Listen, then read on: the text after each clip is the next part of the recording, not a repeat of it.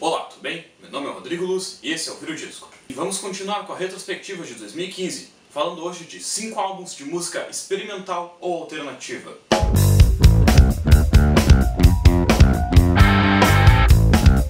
Nessa lista eu selecionei alguns artistas que estão meio fora do padrão mais convencional de música, como no canal falo muito de gêneros como Vaporwave, Drone, Noise, entre outros estilos, que sei que não é muito reconhecido pelo público mais convencional que consome música, e também porque são 5 álbuns muito interessantes nas suas propostas. Vamos começar então? E para começar vamos falar de 2814, com seu álbum de estreia Birth of a New Day. O 2814 é o projeto colaborativo dos músicos de Vaporwave, Hong Kong Express e Telepath. Para quem não conhece muito, Vaporwave é um gênero musical no qual os artistas pegam algumas canções e composições dos anos 80, 70, baixam seus tons e velocidades e fazendo algumas colagens e alterações com reverbs e phasers. É basicamente como se fosse um remix, só que de uma forma um pouco mais alternativa e experimental. De acordo com seus produtores, Birth of a New Day é um álbum conceitual. Essa seria a trilha sonora para um mundo completamente distópico, consumista, controlado por megacorporações, mas ao mesmo tempo ele tem uma imagem bastante intimista e relaxante. São 8 faixas bastante longas, esse álbum tem uma perspectiva e uma sonoridade mais ambient do que Vaporwave, até de uma certa forma que é aquela perspectiva bastante relaxante e meditativa de uma música de New Age, o que é bastante interessante, até porque a ideia de Plunderphonics e samples sempre foi usado para algo mais desconstrutivo, experimental ou não muito convencional. Mesmo com faixas muito longas, é um trabalho bastante acessível,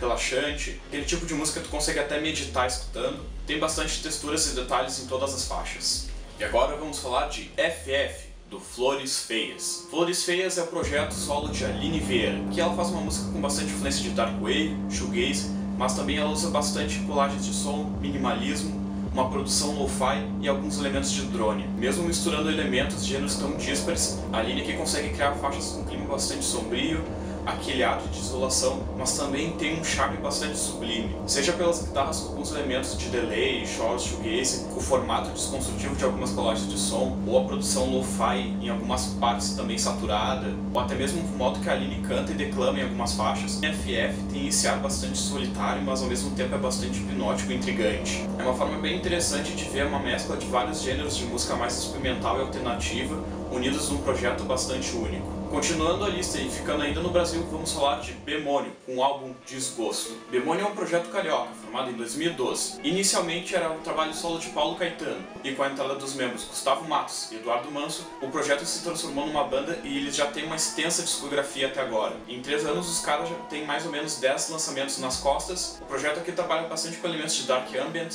drone e até mesmo noise.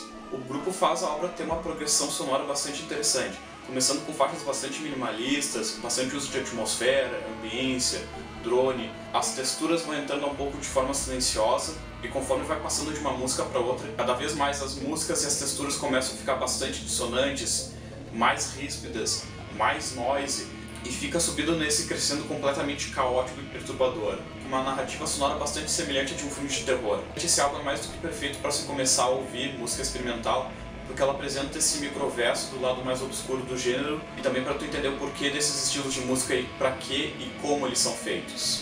Continuando a lista, vamos falar de Garden of the Lead, do Oneotrix Point Never.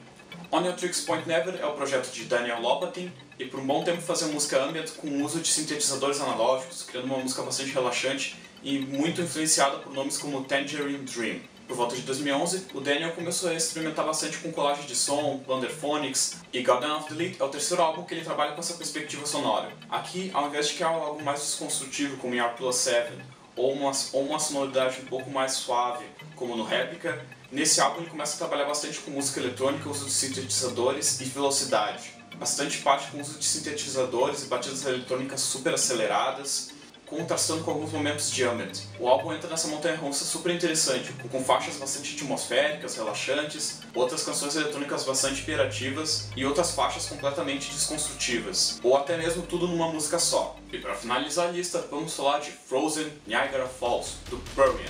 Prurient é o projeto de Dominic Farrell, que trabalha bastante com noise e hash noise, tem uma discografia muito extensa desde a concepção do projeto, em 1998. Fazem alguns lançamentos que o Prurient começou a experimentar um pouco mais com sintetizadores, alguns elementos de ambient, principalmente depois do lançamento do álbum Bermuda Drain.